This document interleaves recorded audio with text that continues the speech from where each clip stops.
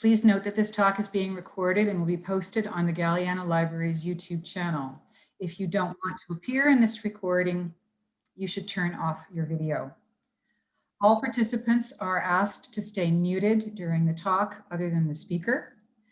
For an optimal experience of the talk, we recommend that you switch to speaker view in your Zoom settings.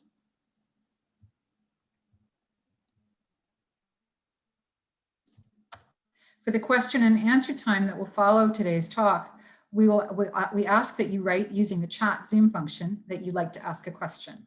We'll monitor the chat area, and when it's your turn, we'll ask you to unmute so that you can ask your question. Alternately, you can type your question directly into the chat and we'll read it out loud for you.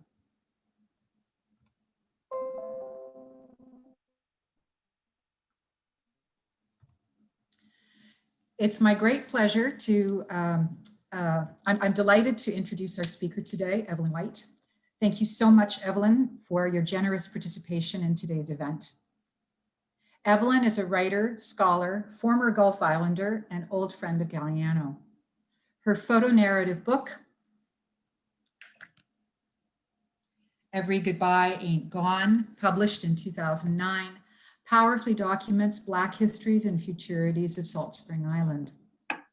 Evelyn is also the author of Alice Walker, A Life, published in 2004, and happens to have a great essay called Where Did We Go Wrong in the edited climate change writing collection, Rising Tides. All these publications are available at the Galiano Library. Evelyn is coming to us from her new home province of Nova Scotia, which includes the oldest Black communities in what is now Canada, about which she will also speak today, including Halifax-born Viola Desmond, whose image now graces the Canadian $10 bill.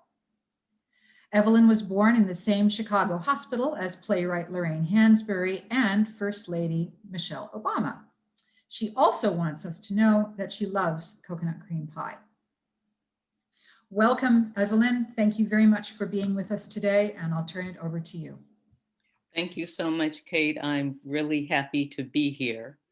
Before I get started, I'd like to mention the art piece behind me. So I'm going to move out of the camera. It is called Divinity of Light, and it was done by the artist Leonard A. George Jr., a member of the Thompson Okanagan First Nations. My partner, Joanne Bealey, bought this piece at an art gallery in Victoria shortly after we arrived on Salt Spring. It graced our home there, and we are very happy to have it here in our home in Halifax. Neither of us have ever met Mr. Leonard A. George Jr. So if anyone on this event tonight knows him, can get in touch with him, would you please pass on our most grateful appreciation for this wonderful, wonderful artwork, Divinity of Light.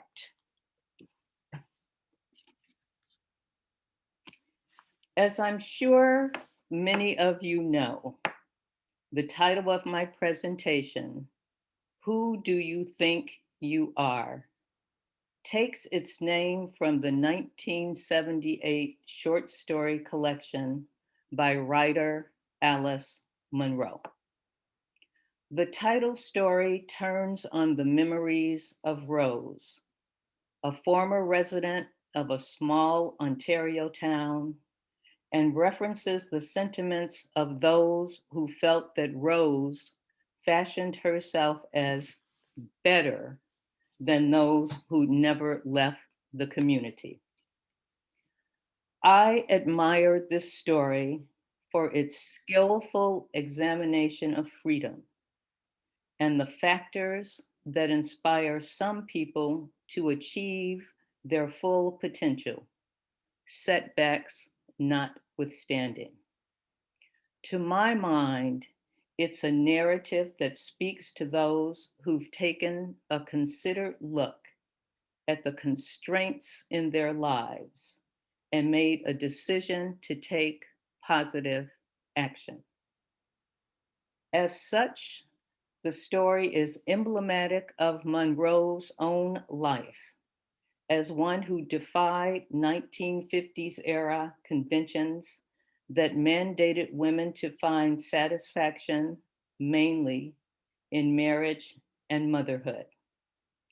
In taking the risk to free herself from such societal constraints, Monroe set herself on the path to becoming the 2013 Nobel laureate in literature. Ditto for the late African-American writer Toni Morrison, the 1993 winner of the same illustrious literary prize. In exploring the Alice Munro inspired question, who do you think you are? In the context of the invitation from the Galiano Library to join you during Black History Month, I'm compelled to mention, first off, Mr. Shelby Mcphee. Mcphee was a Black graduate student from Nova Scotia who, in 2019, was a guest speaker at an academic conference at the University of British Columbia in Vancouver. There, a white couple accused him of stealing a laptop. And so, police were summoned to investigate their claim. The outcome: there was no evidence that he stole it or was involved in stealing it in any way, the officer later said. As for the white organizer of the conference, who reportedly facilitated Mr. Mcphee's questioning by the police, he later said, and I quote, "We are deeply apologetic for what happened, and we're 100% committed to learning from it and doing better." The organizer also noted that he was profoundly grateful for Mr. Mcphee because, quote, "Here was a guy who comes to the premier academic conference in Canada, has a really, really bad experience, and stands up and says there's something wrong," end quote. Indeed, like untold thousands of Blacks born in Canada or recently arrived, Mr. Mcphee fell victim to the systemic racism that all too often renders non-white people as suspect. This brings me, a dual citizen of Canada and the US, to my experience in August 2008 on the BC ferries when traveling from my then home on Salt Spring Island to the Vancouver airport. My final destination was Haida Gwaii, where, as a reporter, I covered the grand opening of the Haida Heritage Center in Skidegate. Again, on the theme, who do you think you are? The ferry was nearing Galiano when I returned to my seat after buying a snack.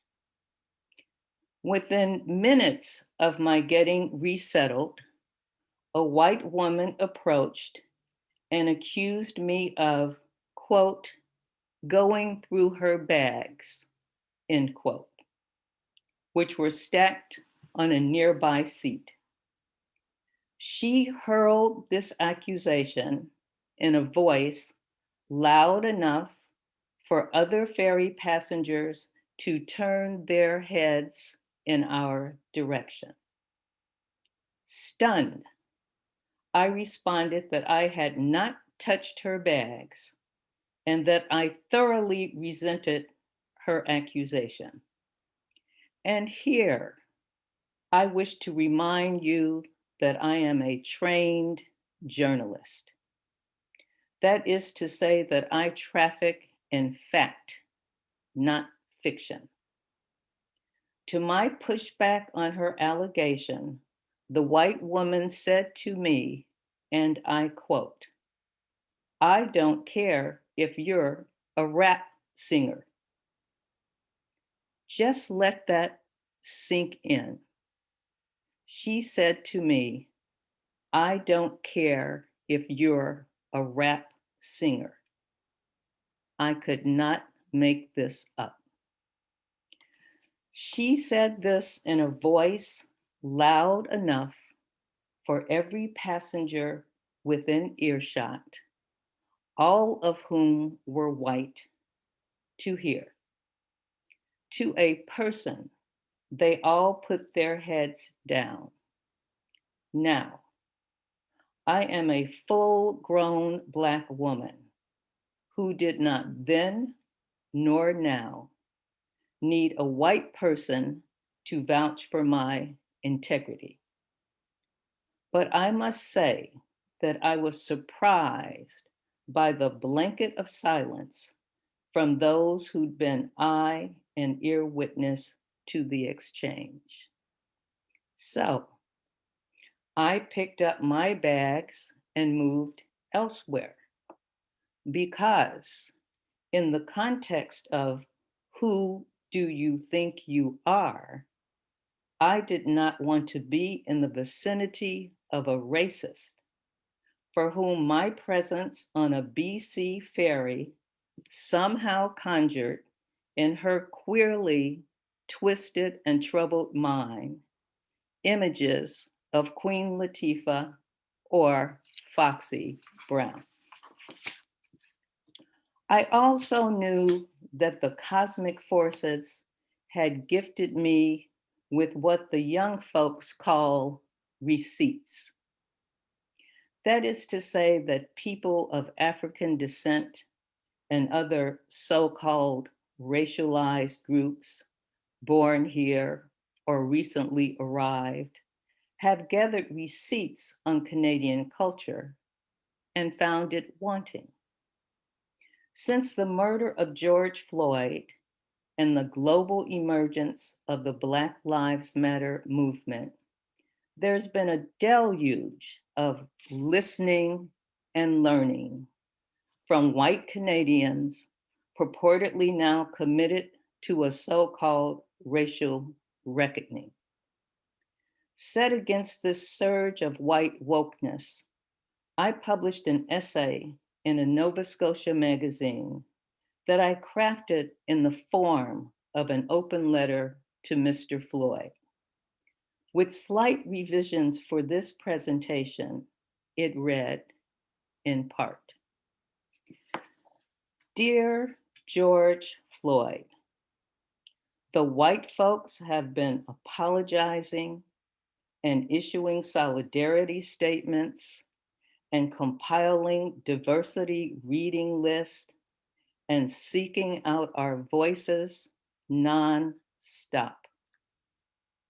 But there were plenty of times when whites could have solicited our advice before your horrific videotaped murder went viral. Imagine if the future Prime Minister of Canada had checked with one of us before blackening his face in an attempt to channel Harry Belafonte. Or think, as Aretha Franklin put it, how much deserved disgrace CB staffer Wendy Mesley might have avoided if she'd conferred with a Black colleague, such as World Report host Marcia Young, before freestyling on the N-word. On that note, for you dedicated CBC radio listeners who didn't know that Marcia Young is Black, consider yourself schooled. Since the cataclysmic events of last year, the word equity has pervaded the ether. For example, scores of job listings seeking minority applicants now arrive in my email daily.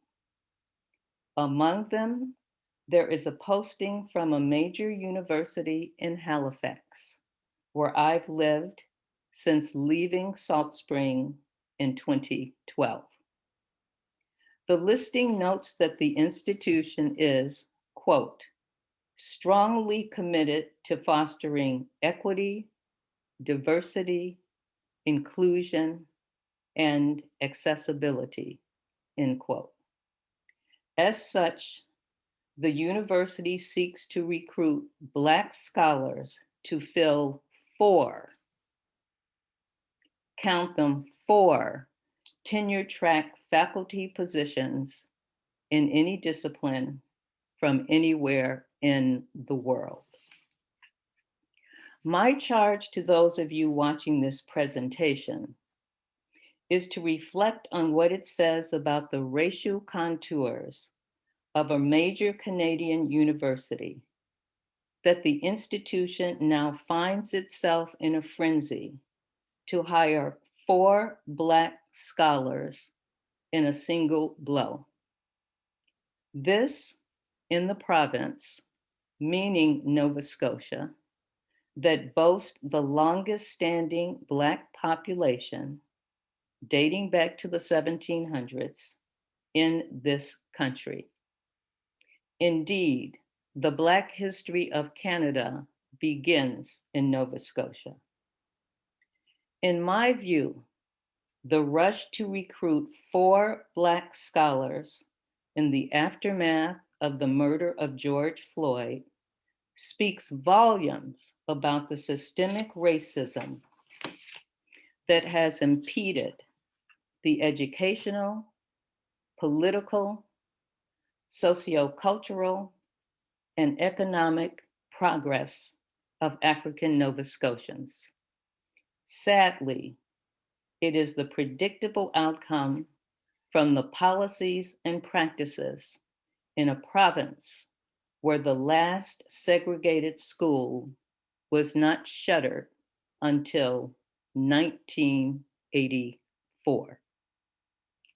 By stark contrast, and in the context of education as a proven key to opportunity, 1984 also marked the year that a then 30-year-old alumna of a small Tennessee university was hired as a host for a television show in Chicago. The world now knows that person as Oprah Winfrey. Born impoverished in Mississippi and the mother at age 14 of a son who died shortly after his birth, Oprah today has an estimated worth of $3 billion and stands as the wealthiest self-made Black woman on earth. Unlike, say, Prime Minister Justin Trudeau or Abigail Disney in the US, Oprah did not inherit her wealth. She earned it. And fulfilling a promise she made to Nelson Mandela, she spent $40 million to build a school for girls of all races in South Africa that opened in 2007. And as of this writing, has graduated more than 400 students, 100% of whom went on to college. As you meditate on the impact of the segregated schools that prevailed in Nova Scotia until 1984. I also want you to think about the more than 3,000 Black people who fought on the side of the British during the American Revolutionary War, which began in 1775.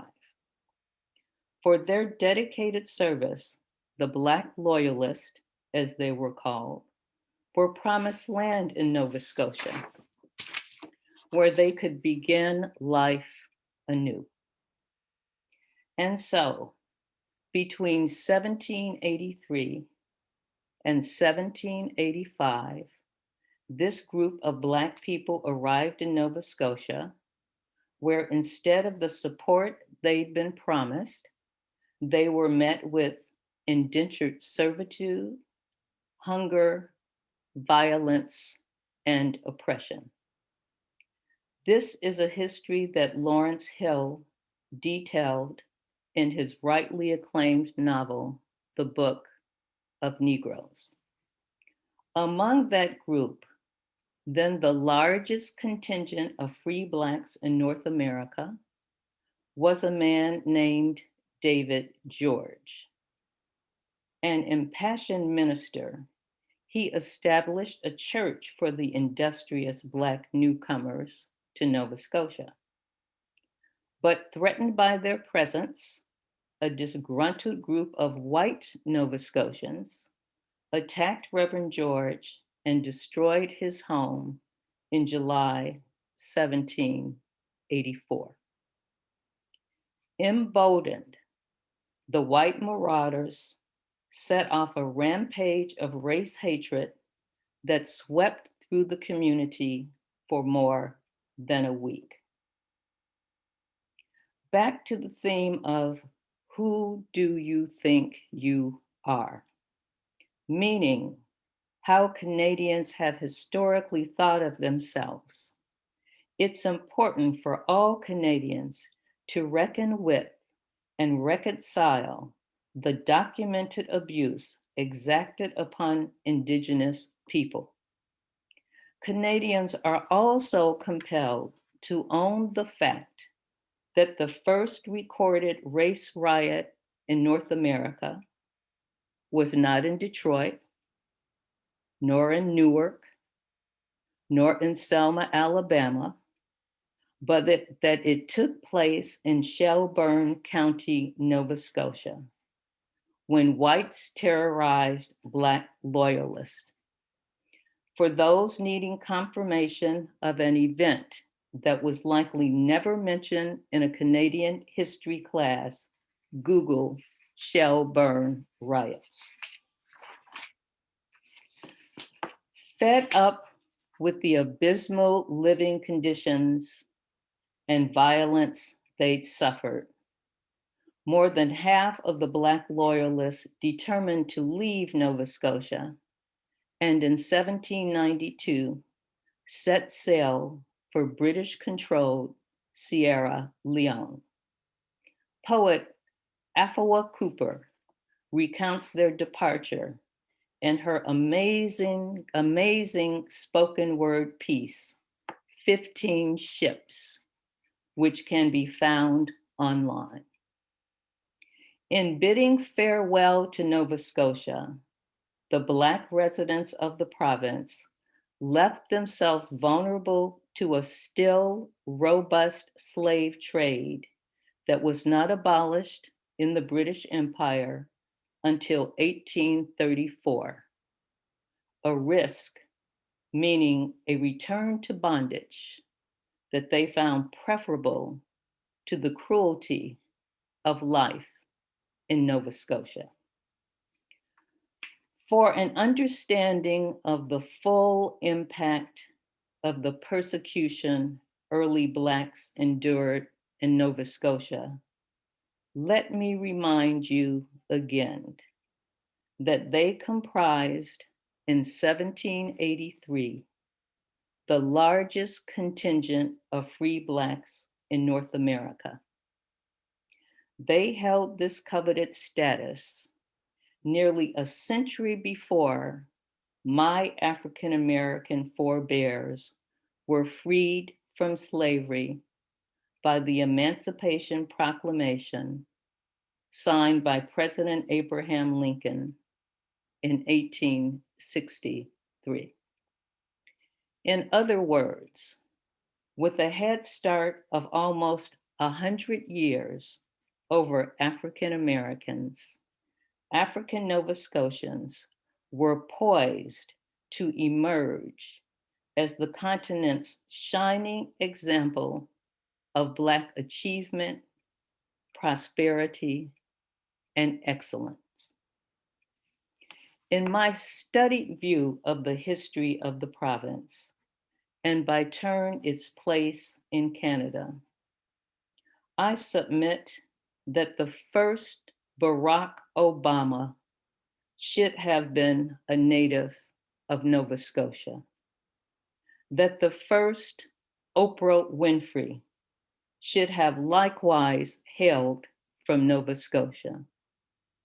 Instead, the gifts, talents, contributions, dreams, and possibilities of the longest standing Black community in Canada were forfeited by racism, vanquished by old stock and proud boy style Canadians who perceived their presence as a threat and effectively ran them out of the country. And while continually moving forward, African Nova Scotians have been struggling to gain ground since those 15 ships, filled with some of the best and the brightest, sailed away in 1792 and settled Freetown, Sierra Leone. Indeed, every time I gaze at the image of Halifax native Viola Desmond on a $10 bill, I'm mindful that she battled segregation in Nova Scotia nearly a decade before Rosa Parks in 1955 refused to relinquish her bus seat to a white man in Alabama. For her resistance to the racism that so many have liked to believe did not exist in Canada, Viola Desmond, a wildly successful Black businesswoman, was forcibly removed from a movie theater, jailed, and convicted.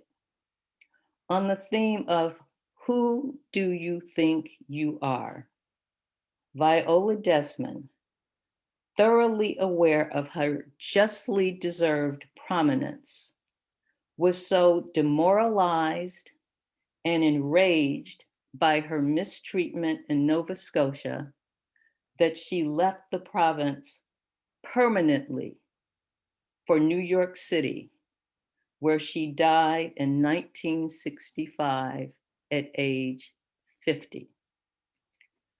Her remains were returned to Nova Scotia, where her grave lay unrecognized until public pressure prompted the provincial government to honor the site with a heritage marker in 2015, half a century after her death.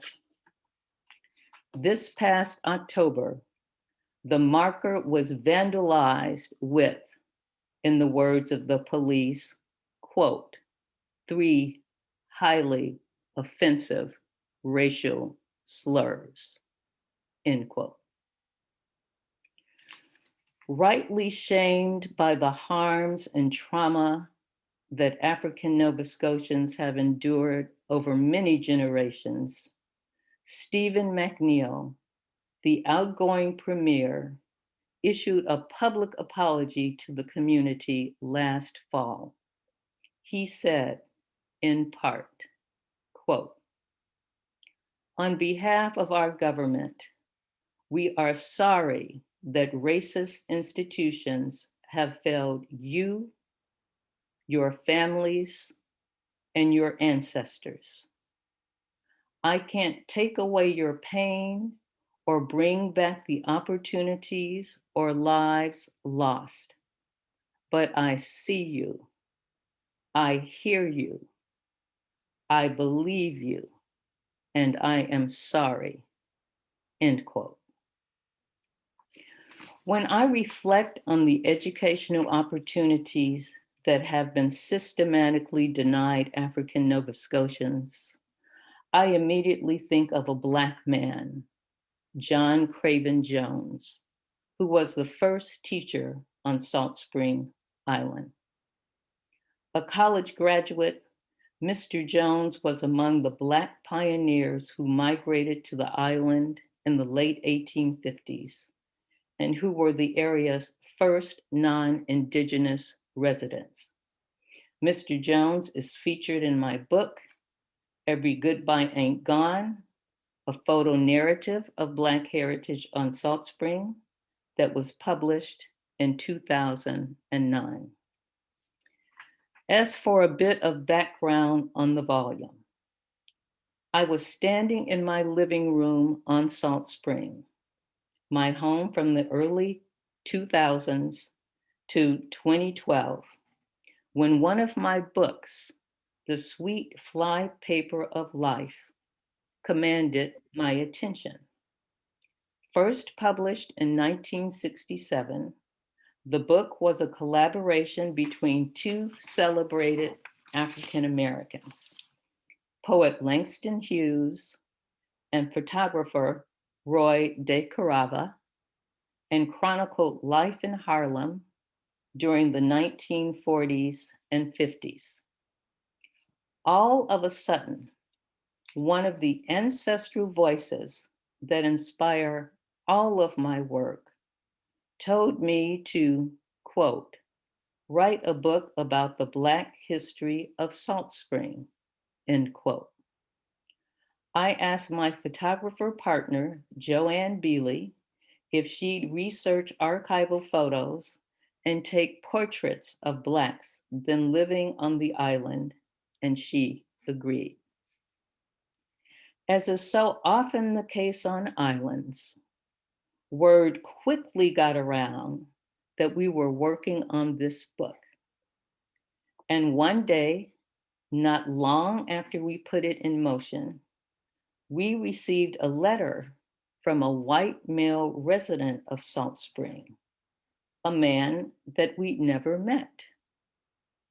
This stranger effectively declared our project futile because, as he put it, there really was no history of Blacks on Salt Spring, past or present. Furthermore, in his view, the few Black folk who did live on the island were not likely to talk to us. Translation, don't waste your time. If I had the letter, I'd share with you what the man wrote to us verbatim. But alas, I don't have it.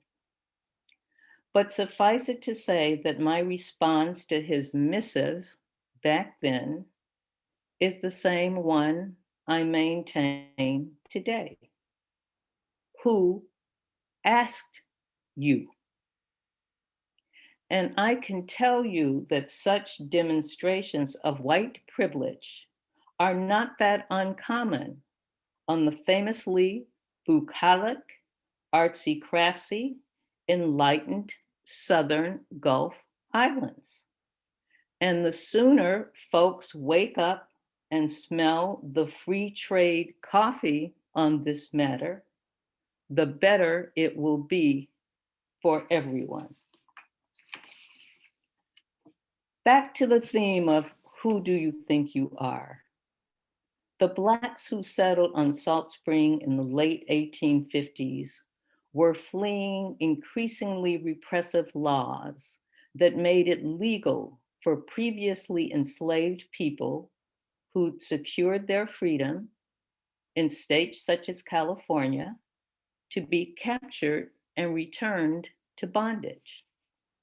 As I note in the book, These Black folk were a stable, independent, and self-sufficient group who'd prospered in California, where slavery had been outlawed, as farmers, tradespeople, and merchants, among other occupations.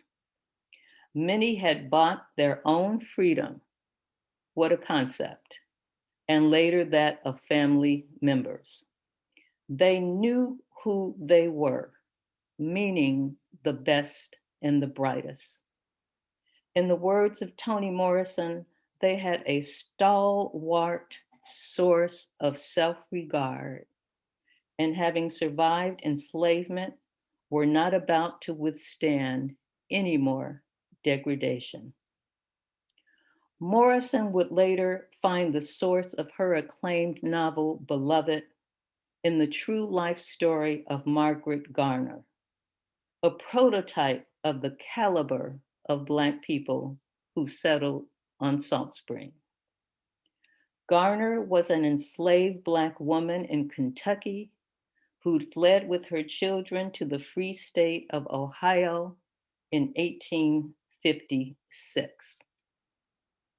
On the determined hunt for what they considered valuable goods, not human beings, slave catchers found the house where Garner was hiding and surrounded it. Rather than have her children remanded to slavery, a condition in which she, a product of rape, as were her children, could no longer countenance, Garner decided to kill them. Indeed, she slaughtered her 2-year-old daughter, Mary, the future title character, Beloved, in Toni Morrison's novel, and was attempting to kill the others and herself when the slave catchers subdued her. Testifying on behalf of Margaret Garner at her trial, the white abolitionist Lucy Stone said, and I quote, "The faded faces of the Negro children tell too plainly to what degradation the female slaves submit. Rather than give her daughter to that life, she killed it. If in her deep maternal love, she felt the impulse to send her child back to God to save it from coming woe, who shall say she had no right not to do so?" End quote. Rather than deal with the coming woe about slavery that would culminate with the beginning of the Civil War in 1861, a group of Blacks gathered at a church in San Francisco and decided to later board the Commodore steamship docked at the bay and sail to Victoria.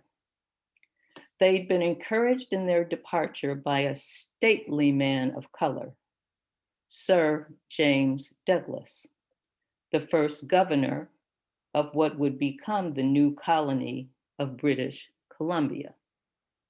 Born in Guyana, the faded face, as Lucy Stone had put it, of James Douglas revealed his ancestry as the son of a Scottish planter who'd impregnated a mixed race woman born in Barbados. History reveals that Douglas, knowledgeable of the disaffected Blacks in California, summoned them north. Among other reasons, it was his thinking that the group of eventually about 600, having proven their mettle, could help prevent Victoria from descending into total chaos as throngs of people arrived in the region to find their fortune after gold had been discovered along the Fraser River in 1857. The late Montreal-born writer and diplomat, Mayruth Sarsfield, whose photograph was taken during one of her many visits to Salt Spring and is included in my book, put it this way, quote, "The Blacks from California were prized people, coveted immigrants because of their skills. They were men and women of authority who knew how to work and who had diverse skills," end quote. In other words, they knew who they were. Some of the Blacks who arrived in Victoria, later moved to Salt Spring, were drawn by the pastoral landscape and worked tirelessly to carve out fulfilling lives for themselves. Indeed, the present-day Salt Spring Golf and Country Club, originally a sprawling 100-acre property, was first owned by Black farmer Armstead Buckner. The first public picnic site on Salt Spring was established by a Black pioneer named Jim Anderson. A Black man named Abraham Copeland owned a farm near present-day St. Mary's Lake and was one of the first members of the Salt Spring School Board. Archival records reveal that Mr. Copeland's property was later purchased by a member of the prominent Moet family. With regard to race-based economic disparities and the inequitable distribution of wealth that has been writ large during the COVID pandemic, perhaps keep that in mind should you find yourself shopping in Moet's in downtown Ganges. For many, the most well-known pioneer Black settlers on Salt Spring were Sylvia and Lewis Stark. Born enslaved in Missouri, Sylvia, later freed, married Lewis Stark, whom she met after moving to California with her family. After migrating to BC, they lived in Saanich for a while and then came to Salt Spring. After a stint in Nanaimo, where Lewis planned to raise cattle, Sylvia returned to Salt Spring without her husband and lived happily until age 105. One of Lewis and Sylvia's daughters, Emma Stark, became the first Black school teacher on Vancouver Island. Shortly after my arrival on Salt Spring, my partner Joanne took me to the Ganges Community Cemetery, where I, a descendant of enslaved Africans, had the unprecedented opportunity to pay my respects at the gravesite of a Black woman who'd been held in bondage as a child and who died free and legendary on the island. In a 1991 young adult book about Sylvia, the authors wrote, quote, "She often brought food and herbs to friends and neighbors who were ill. She was respected by everyone and used to joke that every man on the island had worked for her," end quote. Every man on the island had worked for her. This from a woman who'd recall spending most of her childhood enslaved, helping her mother Hannah, also enslaved, take care of white people. During my years on Salt Spring, I came to know and befriend Sylvia and Lewis Stark's great-granddaughter, the gloriously white-haired Nadine Sims, with whom I'm photographed in Every Goodbye Ain't Gone. Among other talents, Nadine, who died in 2016 at age 95, made a scrumptious pie with fruit from the transparent apple trees that Sylvia Stark had planted more than 150 years ago at her homestead on Stark's Road, a property that remains in the Sims family. Nadine, in her 80s, could also dance a mean electric slide.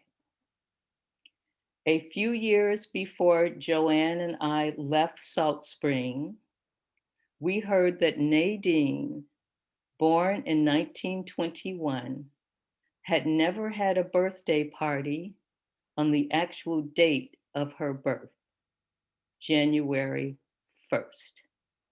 So we decided to host one for her on that date. I think it was in 2010 or 2011. It was a fantastic gathering at which the aforementioned May Ruth Sarsfield made in our kitchen an unbelievable paella, enough for an army. Many of Nadine's friends and family members were on hand to toast her with champagne. Coming full circle, the joyous occasion was held in the exact same room where, while looking at the sweet flypaper of life on my bookshelf, the ancestors had guided me to honor the Black presence on the island. Memories of that event have prompted me to revisit many times in recent weeks Every Goodbye Ain't Gone, a book that, despite its standing as the first, and as far as I know, still the only volume dedicated solely to the Black history of Salt Spring, none of the BC publishers that we contacted wanted to take it on. And so, in the time-honored tradition of making a way out of no way, Joanne and I published it ourselves. Gazing at the image on page 38 of the book, here, let's see, is that gonna work? Up or down? Anyway, gazing at the image on page 38 of the book, which you can find in the Galiano library, I understand, I take special pleasure in a group photo in which one finds, wearing a pinafore and sweetly cupping her cheek, the then 6 or 7 year old great granddaughter of Sylvia Stark. And with that, I'm going to relinquish the screen to Kate, who will introduce you to that girl, now all grown up. Kate, will you kindly show the slide again?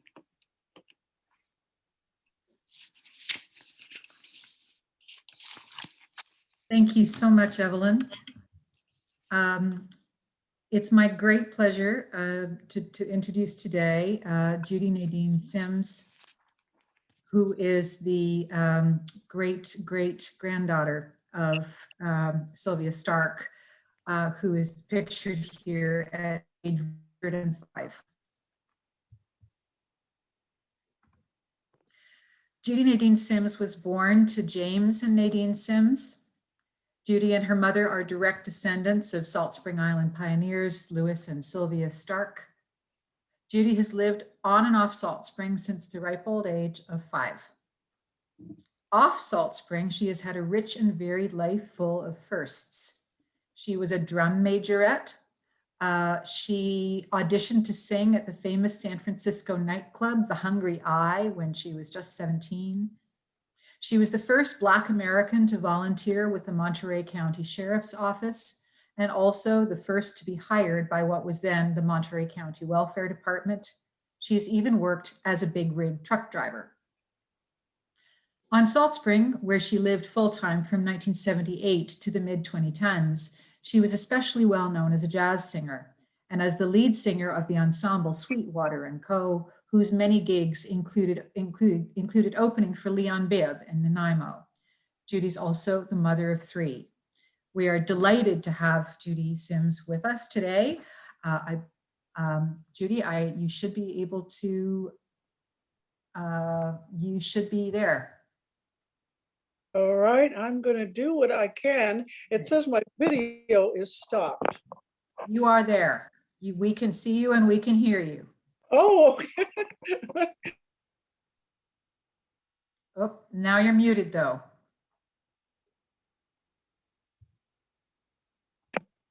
are we good? We're good. We're good now.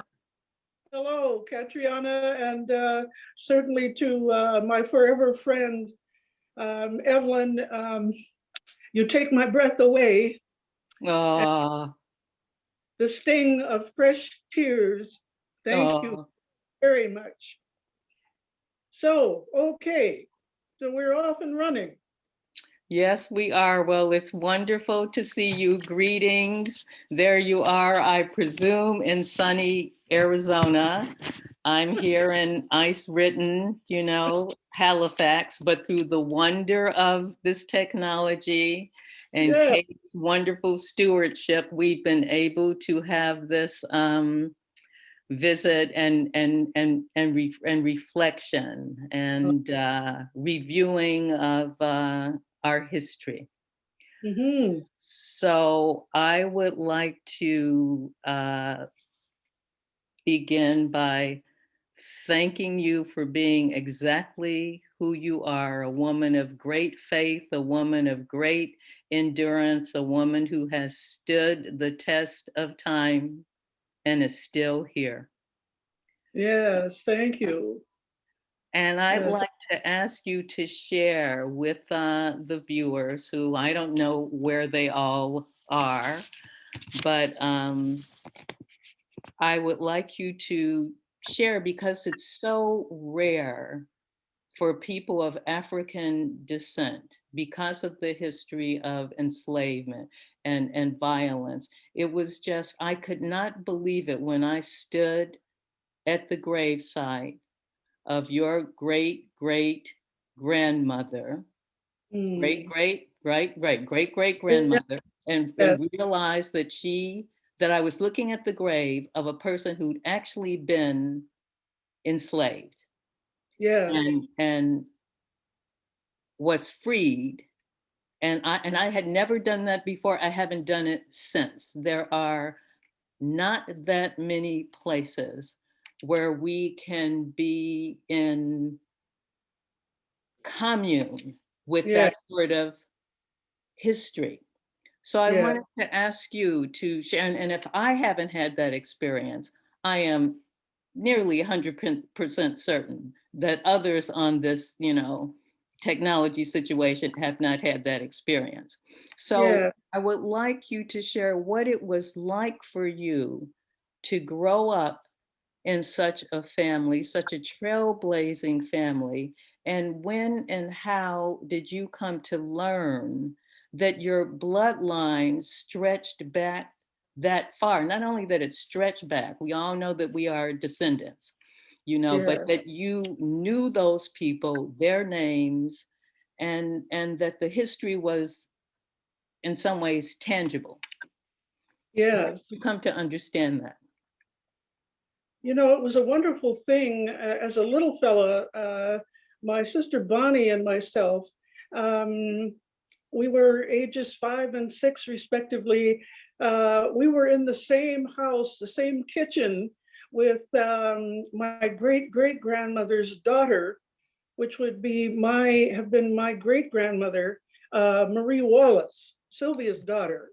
Mm-hmm. And what a privilege that was. I was able to, at a very young age, I had roots that I knew grew very, very deep. And on Salt Spring, we had what most Black families sadly did not have, and that was a sense of belonging.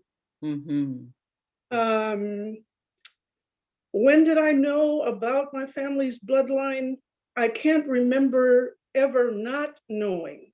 Mhm.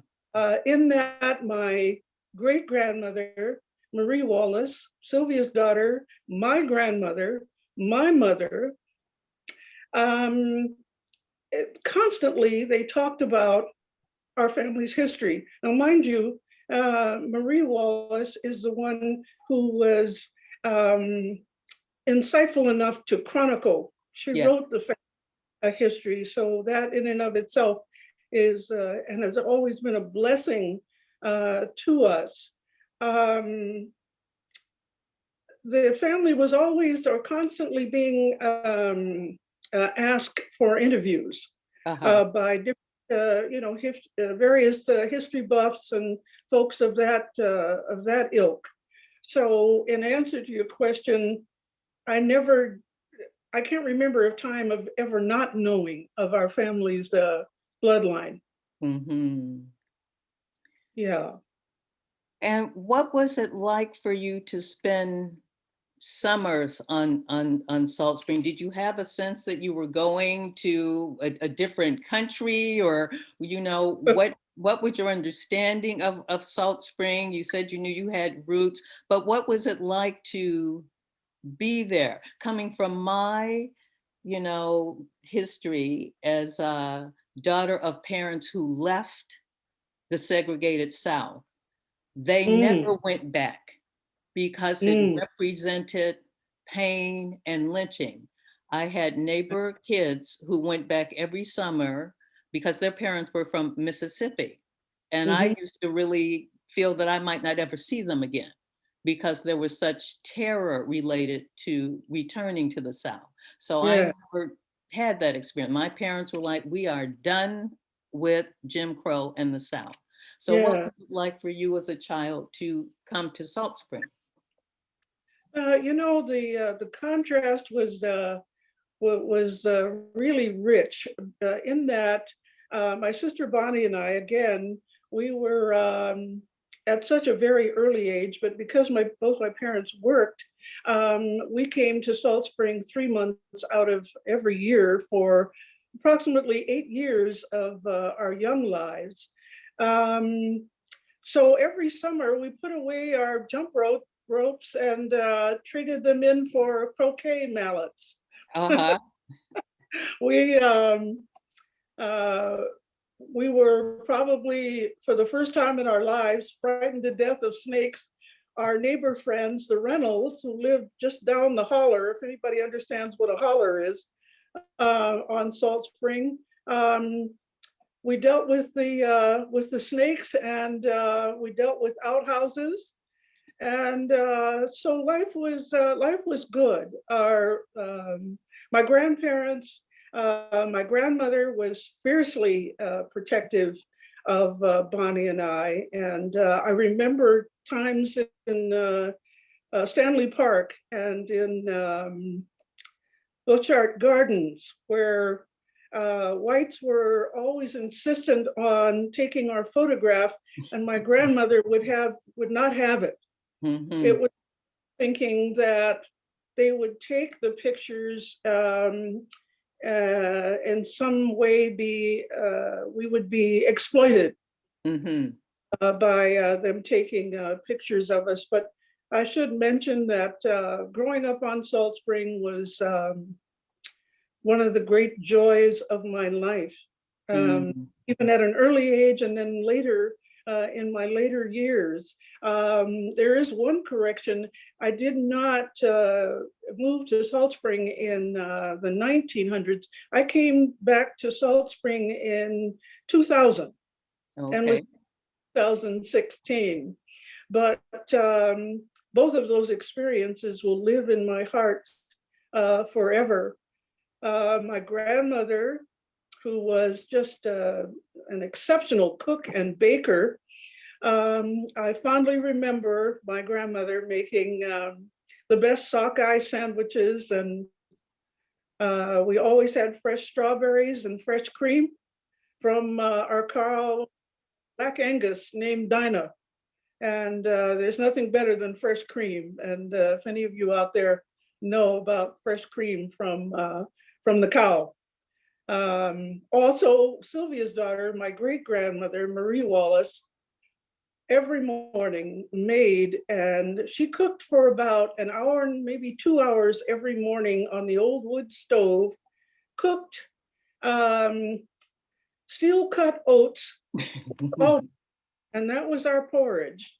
And mind you, that fragrance of the combination of the oats and the bran were in the walls of that house for many, many years until they replaced the wood stove with a more conventional stove. But for about 40 years, we looked forward to the fragrance of that porridge.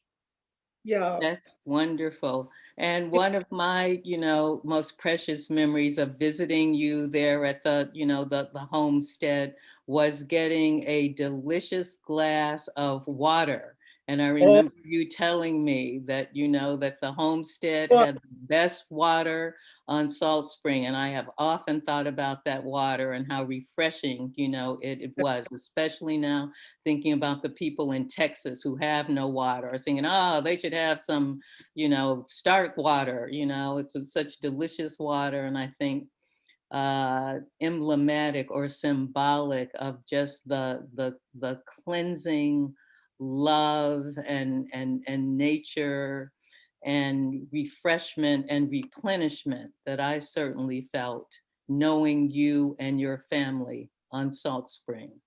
That's so incredibly kind of you. Yeah. If I recall, in 2016, or pardon me, in 2000, when I moved to Salt Spring, here I was with my city self. I couldn't have been any greener. And mind you, my mother and my grandmother both were of a mind that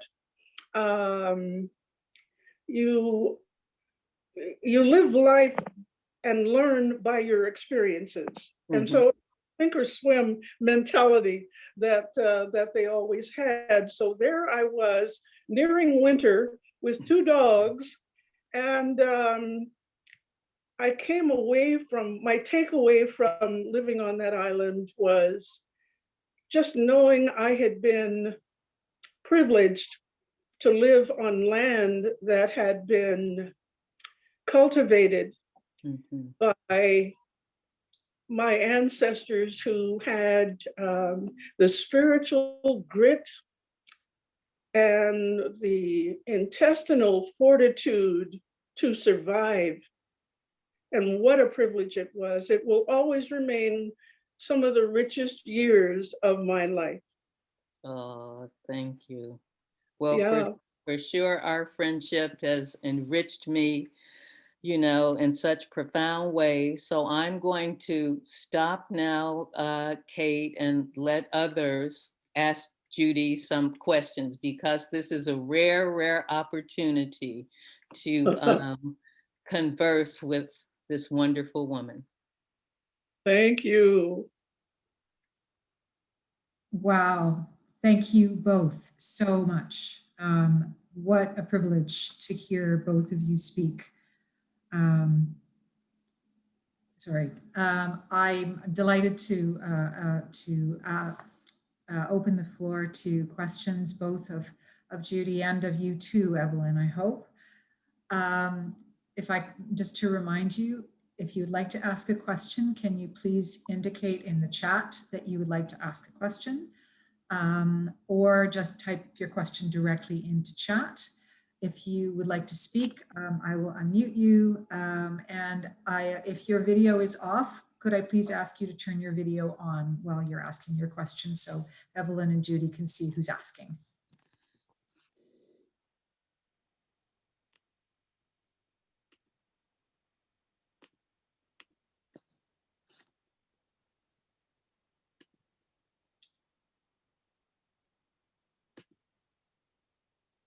I have a question for Evelyn while we wait. Evelyn, I'm curious to know, I noticed that your piece, your letter to George Floyd, was published and had a quick scan through it. I'm excited to read it in full later. but if you have any opening thoughts on the role of institutions like libraries in the work of addressing systemic racism as we go forward. Oh, yes, absolutely. Well, one of the reasons that I'm living in Halifax was because during a visit to my first visit to Nova Scotia, where I came related to some work I was doing on my biography of Alice Walker, I was walking down the main drag here in Halifax, which is called Spring Garden Road, and I noticed this huge cyclone fence. And the cyclone fence was around this big hole in the ground. And there was a sign on the cyclone fence that said, "Future home of the Halifax Central Library."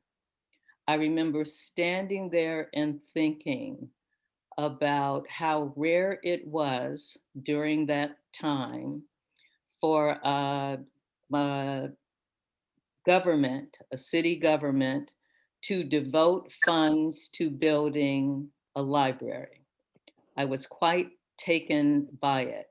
And of course, as a descendant of people who were forbidden on the penalty of death to learn how to read or write, literacy I knew was very, very important. So powerful that, you know, white people didn't want us to have that skill, that ability.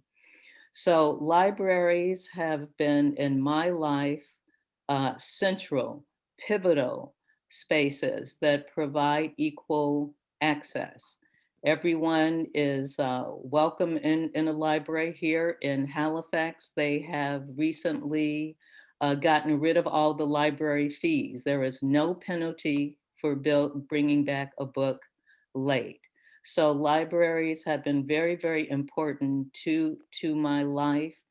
The Halifax Library, on the day it opened, unfortunately, I had undergone some surgery on my foot and was unable to attend the grand opening. My partner Joanne went, it was all over the news, people were lined up. You would have thought that Mick Jagger and Tina Turner and perhaps Judy Sims were inside that library that morning. There were so many people. So yes, I love libraries. Our library here has been all over the news. The building is spectacular. The head librarian welcomed homeless people into the library, made a big point of saying, everybody is welcome here. There's food and water provided for people without homes in the Halifax Library. So yes, I love libraries and really consider them in the vanguard of promoting equality and literacy. There are many newcomers to Halifax, and they have all sorts of programs for them to learn English. And you know, they have a kitchen. Kids can learn how to cook, perhaps some oats, steel cut oats or something. It's just wonderful, wonderful. I'm all for libraries. Yes. Thanks so much. Yes. I have a question from Lauren Wilson. Kate, did you want to read that one? Yes, please. Judy, come say hi to Judy. This is a question to Judy. And the question from Lauren is, so would you say your ancestors on Salt Spring experienced less racism than those who were elsewhere in Canada and the northern US? And if so, why do you think that is? And she adds, in light of all the recent realizations that even Canadians have a lot of underlying racism. She'd love to hear you reflect on comparatively on your experiences of you and your ancestors' experiences of Salt Spring. You know, my personal experience has been in terms of how British Columbians really feel, or if they feel at all, in addressing the issue of race or racism in British Columbia. I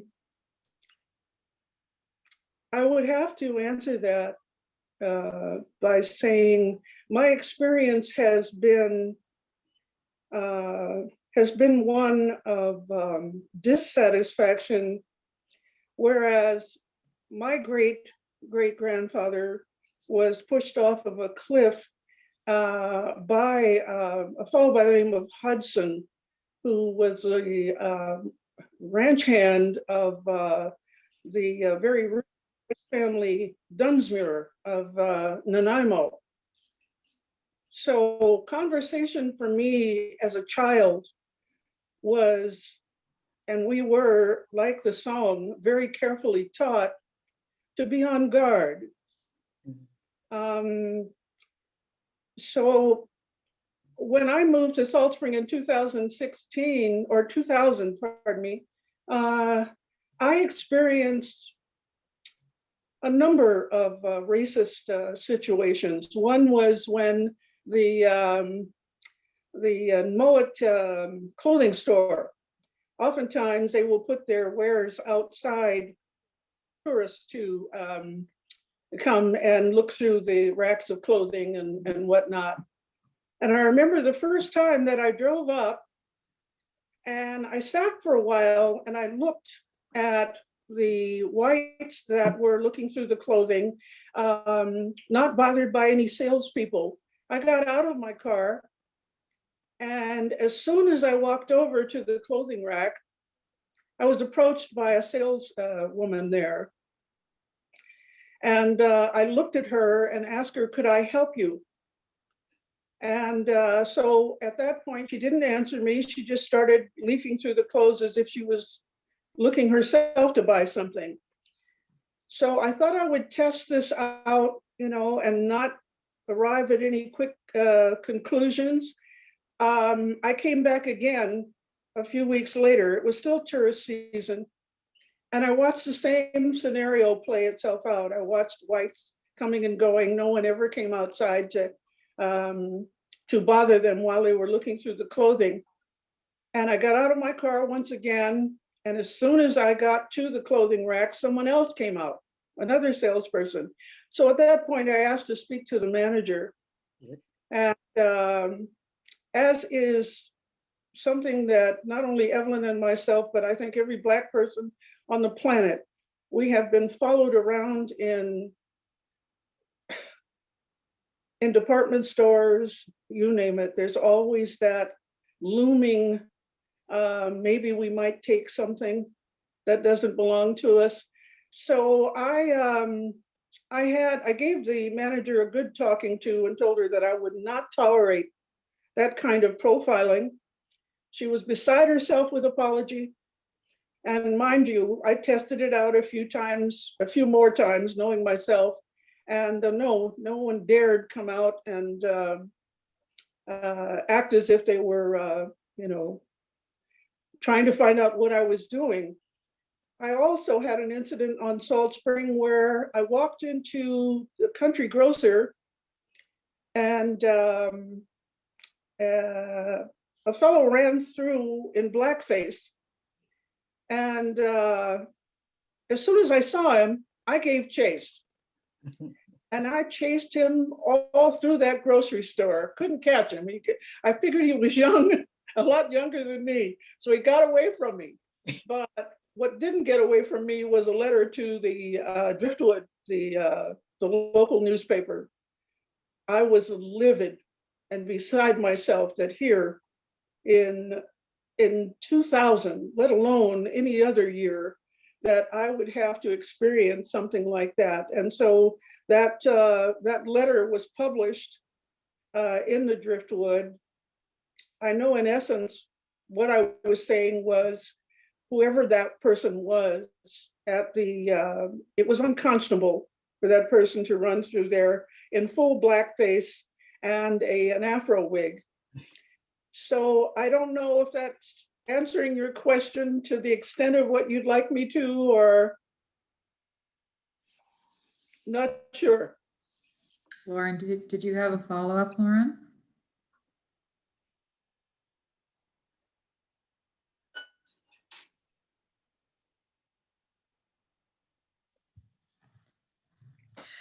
Did, perhaps I could ask a follow-up.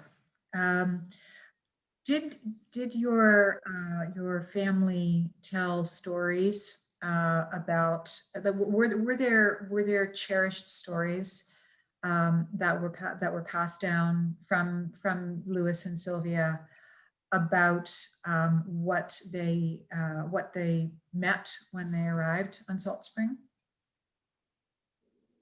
No, I can't say that. Now, mind you, when my great grandmother, Sylvia's daughter, we were living in the same house. She was, my Granny Stark was, oh my, I believe she had to have been in her early 90s. So we weren't privy as little fellas to hearing her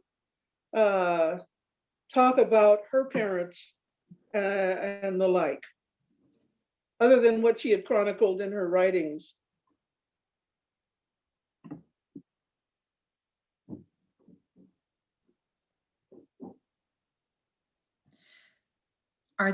Thank you very much. Are there other questions of either Judy or Evelyn? Or perhaps you have another question for each other?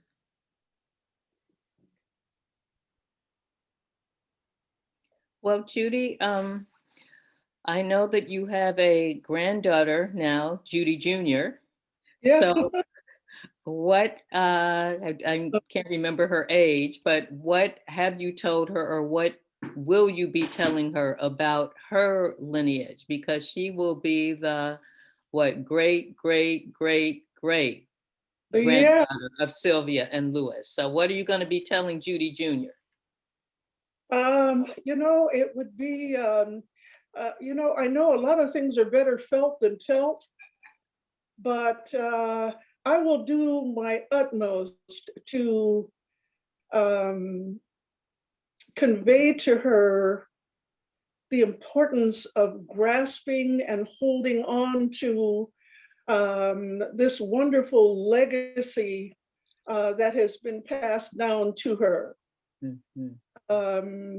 The pain and the sweat and the blood that is in that land there where that old house still sits on Stark's Road.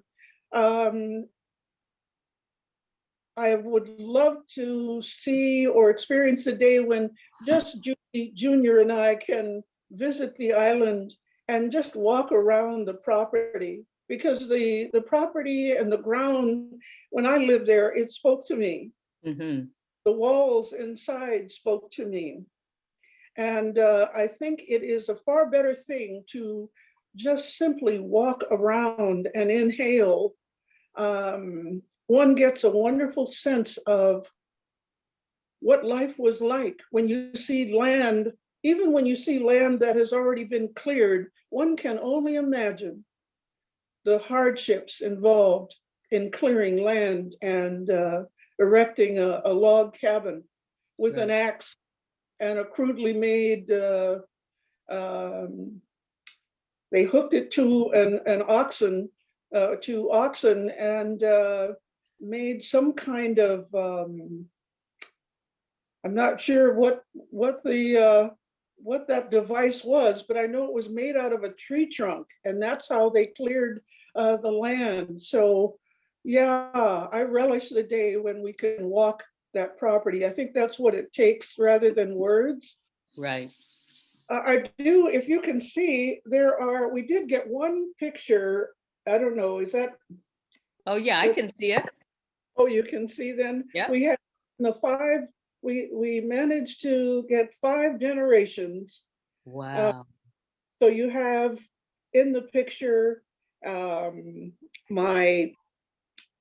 my son Mark, which would have been the 5, Sylvia's daughter, Marie Wallace, her Mhm. daughter, my grandmother Ethel Claiborne, Mhm.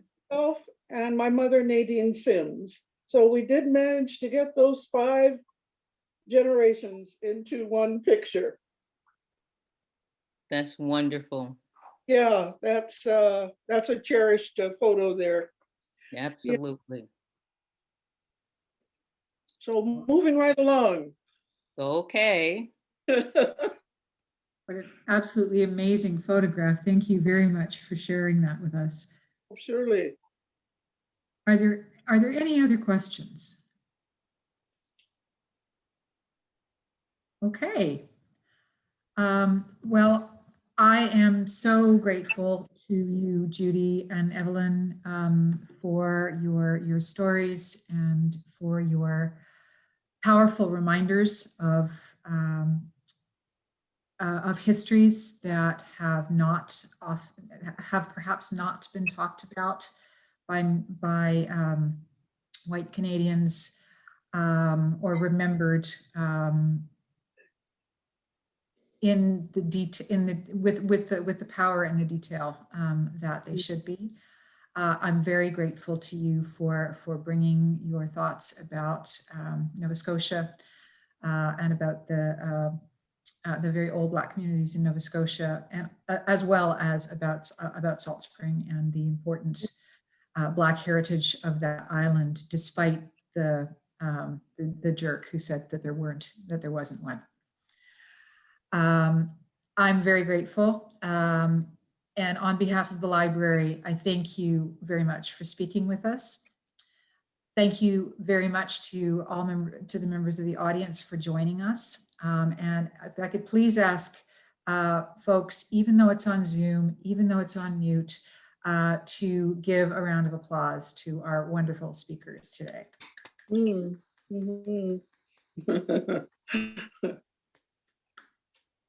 I'm quite jealous of you two in the warm sun of Tucson and on the beauty that is Spring Garden Road. So I'm very grateful for you guys traveling, even if it's digitally, to be with our tiny library today. Thank you so much. Wonderful. And thank you so much, Kate, for the technology. See you. I have a couple of housekeeping things just to end with. I'd like to remind everyone that the Galiano Library is currently open on Wednesdays, Fridays, and Sundays for socially distant in-person visits from 11 to 2. We highly recommend that you check out our exciting Black History Month book displays, which includes adult, juvenile, and early reader titles, many of which are strongly related to today's talk, including Evelyn's publications, as well as other works related to Black histories in BC, Nova Scotia, and others. There's a beautiful, Laurie is holding up Evelyn's other book. I'm holding up Every Goodbye Ain't Gone. There is a particularly beautiful book about Viola Desmond that's for early readers that I don't know, it was there this morning. So really, I do encourage you to check out that display, which will be up until the end of February. I'm also very excited to announce the talk series on March 14th at 3:00 p.m. Pacific time. Deblica Gwynn and Sharon Carroll, Sharon will come to us from Salt Spring, will engage us in an important conversation in honor of International Women's Day about feminism, racism, and life in the island fishbowl. Information about participating in this event will be widely publicized on social media and on posters around the community. You can also check out the Galiano Library Facebook page or write to us at galianolibrary@gmail.com and we will send you registration information. We hope you'll be able to join us for this excellent talk and for other events in the Spring Speaker Series in April and May. If you're not already on the library's email list, please write to us to make sure you don't miss out. Once again, our talk today will be archived on the Galiano Library YouTube page, and we encourage you to share it with your family and friends. Again, thank you again to Judy and to Evelyn, and thank you everyone for joining us. Thank you. Bye-bye, Judy. Bye. I'll be in touch. Love you. Love you back. Bye for now.